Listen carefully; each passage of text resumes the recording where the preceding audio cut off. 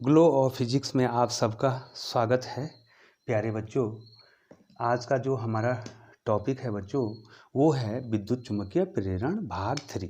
ठीक है बच्चों, हमने जो है इसमें आपको समझाने के लिए बच्चों छोटी छोटी जो है वीडियो बनाई हैं और जो है बच्चों ये तीसरा भाग है बच्चों इसका। ठीक है बच्चों, अब बच्चों ये सारी घटना होगी लेकिन इसका कारण का हमें अभी पता नहीं चला बच्चों। तो निष्कर्ष क्या है बच्चों इसके, अब हम निष्कर्ष पर जाएंगे। निष्कर्ष,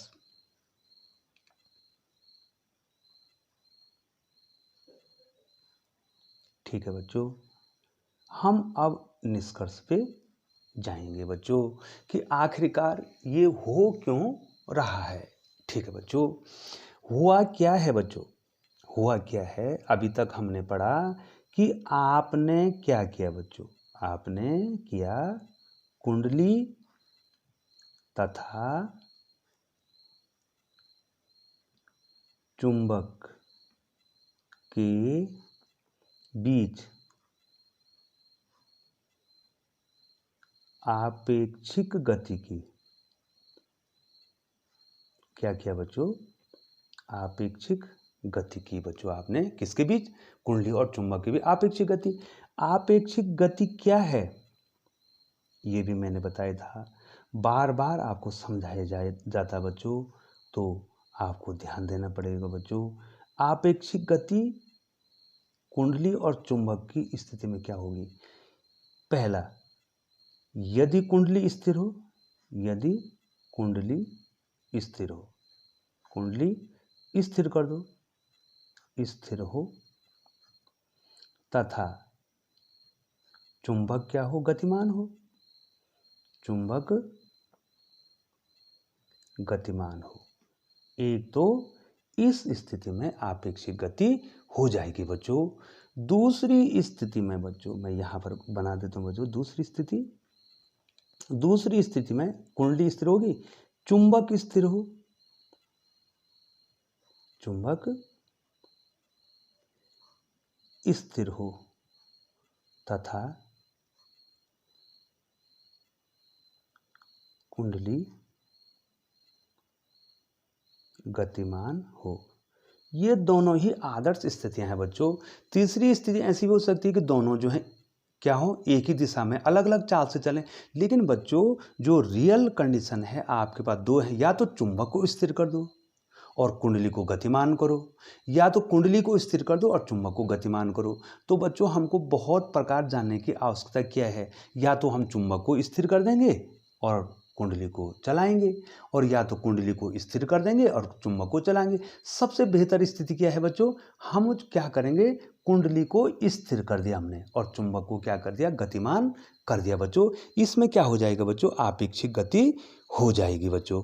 ठीक है बच्चों, अब हो क्या रहा है बच्चों, मैं आपको अब इसको समझाने वाला हूं विद्युत चुंबकीय प्रेरण की व्याख्या। विद्युत चुंबकीय प्रेरण तो आ गया बच्चों आपको।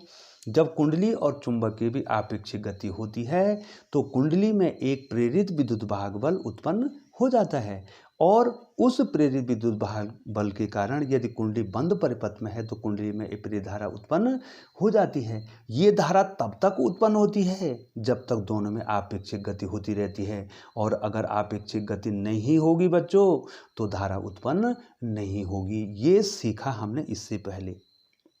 अब इसका कारण क्या है बच्चों, अब इसका कारण जानने के लिए हम आपको फ्लक्स के बारे में बताते हैं बच्चों, जो बहुत ही महत्वपूर्ण है फ्लक्स। अब इधर देखो बच्चों, ये चुंबक है, ध्यान दीजिए बच्चों, ये दक्षिणी सिरा, ये उत्तरी सिरा। उत्तरी सिरा इसलिए बना है क्योंकि यहीं से बल रेखाओं को निकलना है बच्चों। तो देखिए बच्चों, इस प्रकार से इस चुंबकीय बल रेखाएं मैं बना रहा हूं बच्चों।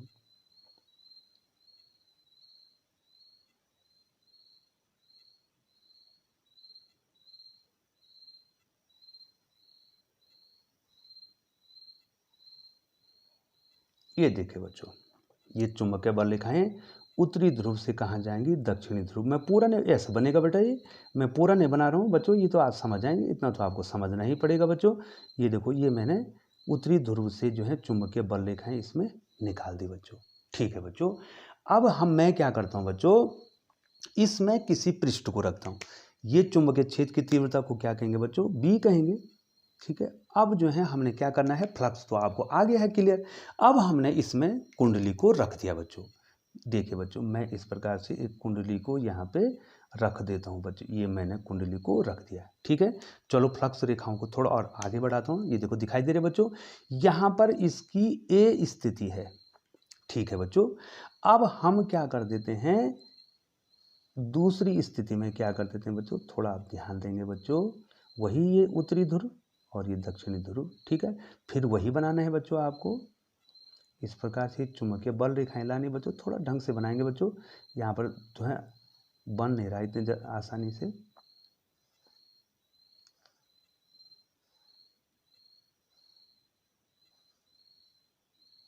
ये देखो बच्चों, ये चुंबकीय बल रेखाएं हैं। ठीक है बच्चों, आप फिगर को थोड़ा अच्छा बनाएंगे बच्चों। ये देखिए, ये चुंबकीय बल रेखाएं हैं बच्चों। अब यहाँ पर आप पृष्ठ को नज़दीक ला देते हैं। वहाँ तो दूर है, गति तभी तो होगी बच्चों। यहाँ पर जो है आप यहाँ पर इस कुंडली को बराबर वही कुंडली है बच्चों। ये देखो, ये कुंडली को यहाँ पर लागे बच्चों। अब आप हमें ये बताएंगे, यहाँ पर हम चुंबक को स्थिर कर रहे हैं। यहाँ पर चुंबक को क्या करें बच्चों, स्थिर कर रहे हैं। देखो बच्चों, माना यहाँ पर फ्लक्स इसका φ1 है। यहाँ पर फ्लक्स कितना है, φ1 है, और यहाँ पर फ्लक्स φ2 है। यहाँ पर तो दूर ले जा रखा बच्चों। ये दूर है कि नहीं है, ये दूर है, और ये क्या है, नज़दीक है। तो जो दूर होगा उसमें चुंबकीय बल रेखाएं, ये देखो 1 2 3 4 तो गुजरी, तो इसका फ्लक्स क्या होगा, ये φ1 इसमें क्या होगा, कम होगा। ये देखो चुंबकीय फ्लक्स, समझ रहे हैं बच्चों। चुंबकीय फ्लक्स का मतलब हो गया कि चुंबकीय क्षेत्र, आपने किसी पृष्ठ को चुंबकीय क्षेत्र के लंबवत रखना है, और जितनी बल रेखाएं उससे गुजर रही हैं उसको चुंबकीय फ्लक्स का। यहाँ पर कम गुजर रही है तो यहाँ पर फ्लक्स कम है। अब आप क्या कुंडली को नज़दीक लागे। अब कुंडली को नज़दीक लागे तो बच्चों ये रेखाएं देखो 1 2 3 4 5 6 7 8 9 10 11 12। ठीक है, मतलब इसके लंबवत, इस पृष्ठ के लंबवत जो है बहुत सारी रेखाएं गुजर रही हैं। तो यहाँ पर क्या हो जाएगा, φ2 क्या हो जाएगा बच्चों, अधिक हो जाएगा। ठीक है बच्चों, तो अब क्या हो रहा है, मान लीजिए जो है यहाँ पर φ1 जो है यहाँ पर तो कम है, माना ये 10 वेबर है। ये कितना, चुंबक फ्लक्स का मात्रा क्या होता है बेटा बच्चों, वेबर। और मान लीजिए बच्चों यहाँ φ2 बराबर, मान लीजिए हो जाता है 30 वेबर। ये कितना हो जाता है, 30 वेबर। अब बच्चों बताओ बच्चों, चुंबकीय फ्लक्स में परिवर्तन हुआ कि नहीं हुआ, जैसे वेग परिवर्तन की दर को त्वरण कहते हैं। तो यहाँ पर चुंबकीय फ्लक्स परिवर्तन, दर नहीं करो, चुंबकीय फ्लक्स परिवर्तन निकालो तो कितना हो जाएगा बच्चों, φ2 माइनस φ1, दैट इज 30 माइनस 10 बराबर कितना हो जाएगा, 20 वेबर। बच्चों ये उदाहरण बता रहा हूं मैं आपको। ये देखो, तो चुंबकीय फ्लक्स में क्या हो रहा है, परिवर्तन हो रहा है। यहाँ पर तो आप दूर से, ये देखो ये दूर है ना, ये कहाँ बच्चों, ये दूर है, और इसको कहाँ ला रहे हैं आप, नज़दीक ला रहे हैं। एक स्थिति तो ये है। अब ये नज़दीक है तो ये नज़दीक है, इसको दूर ले जाएंगे तभी चुंबकीय फ्लक्स नहीं होगा, तभी चुंबकीय फ्लक्स में परिवर्तन होगा नहीं हुआ।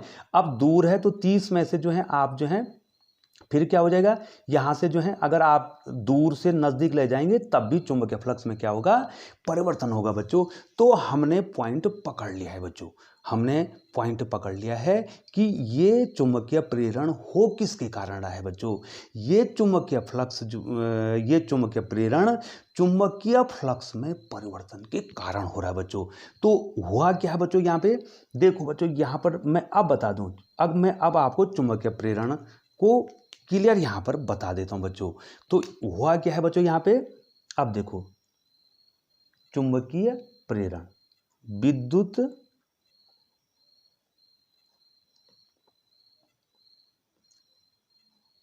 चुंबकीय प्रेरण, हुआ क्या बच्चों, विद्युत चुंबकीय प्रेरण में पहला क्या हुआ, मैं इसको नीचे ले जा रहा हूं। सबसे पहले क्या हुआ, चुंबक तथा कुंडली के बीच आपेक्षिक गति हुई। अरे बच्चों, जब आपेक्षिक गति नहीं होगी तब तो फ्लक्स में परिवर्तन कैसे होगा, चुंबक तथा कुंडली के बीच आपेक्षिक गति सबसे पहले तो यही हुई बच्चों, ये देखो। अब इस आपेक्षिक गति ने क्या किया, ये देखो यहाँ नजदीक दूर लगे तो फ्लक्स में परिवर्तन हुआ। अब इसके कारण दूसरी स्टेप क्या आ जाएगा बच्चों, जब कुंडली तथा चुंबक की आपेक्षिक गति होगी तो क्या होगा, अब ये नया शब्द आ गया फ्लक्स परिवर्तन। फ्लक्स इसको बोलेंगे, फ्लक्स को बोलेंगे कुंडली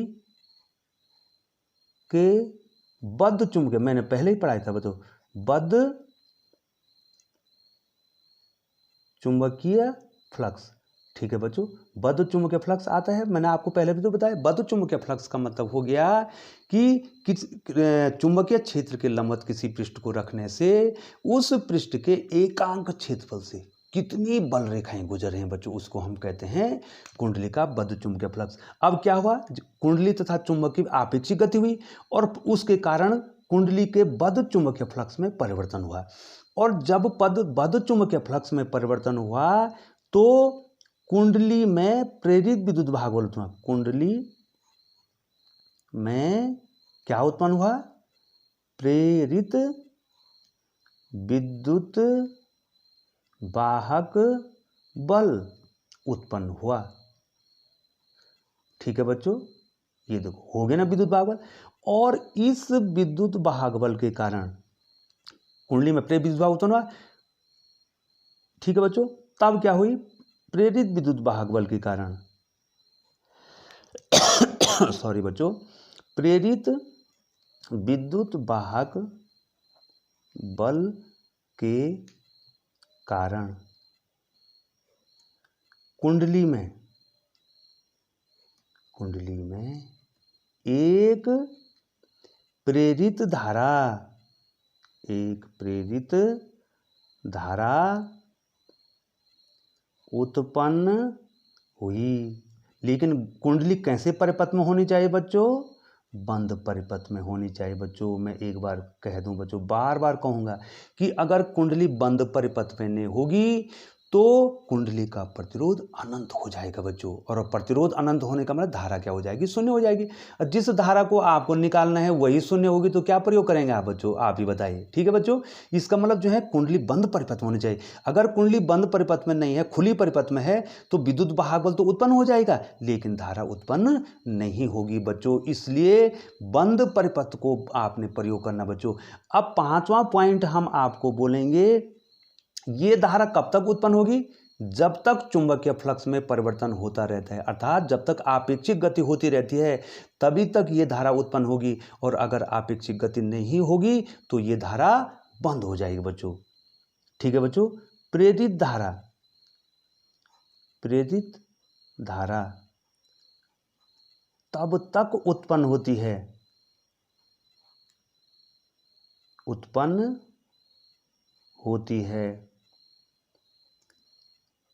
जब तक फ्लक्स परिवर्तन होता रहता। अब मैं आपेक्षिक गति को नहीं बोलना चाहूंगा बच्चों, जब तक फ्लक्स परिवर्तन होता रहता है। अब बच्चों, अब मैं आपको इम्पोर्टेंट बात बता दूं, अब जो है आगे आपको बार बार ये नहीं बोलना है। अब चुंबक तथा कुंडली की आपेक्षिक गति आपको बोलने की जरूरत नहीं है। मेन पॉइंट आ गया कि यदि कुंडली के फ्लक्स में बद्ध चुंबकीय फ्लक्स में परिवर्तन होता है तो कुंडली में एक प्रेरित विद्युत वाहक बल उत्पन्न हो जाता है। और प्रेरित विद्युत वाहक बल के कारण कुंडली में एक प्रेरित धारा उत्पन्न हो जाती है, लेकिन कुंडली बंद परिपथ में होनी चाहिए। ये प्रेरित धारा तब तक उत्पन्न होती है जब तक कि फ्लक्स में परिवर्तन नहीं हो जाता है। अब मैं आपसे प्रश्न पूछ रहा हूं बच्चों, अब आप हमें बताइए विद्युत चुंबकीय प्रेरण का कारण क्या है। विद्युत चुंबकीय प्रेरण का कारण है कुंडली के बद्ध चुंबकीय फ्लक्स में परिवर्तन होना। और कुंडली के बद्ध चुंबकीय फ्लक्स में परिवर्तन होगा तो कुंडली में एक प्रेरित विद्युत वाहक बल उत्पन्न होगा। और अगर कुंडली बंद परिपथ में है तो कुंडली में एक धारा उत्पन्न होगी जिसको प्रेरित धारा कहते हैं। लेकिन बच्चों, ये धारा तब तक ही उत्पन्न हो रही है जब तक कि चुंबकीय फ्लक्स में परिवर्तन हो रहा है, अर्थात चुंबक और कुंडली के बीच आपेक्षिक गति हो रही है। तो बच्चों बहुत बहुत धन्यवाद। अगली वीडियो मैं आपको फैराडे के नियम बताने वाला हूं बच्चों, जो कि बहुत ही ज़्यादा इम्पोर्टेंट है बच्चों, आपको परीक्षा में पूछे जाते हैं। तो बहुत बहुत धन्यवाद बच्चों।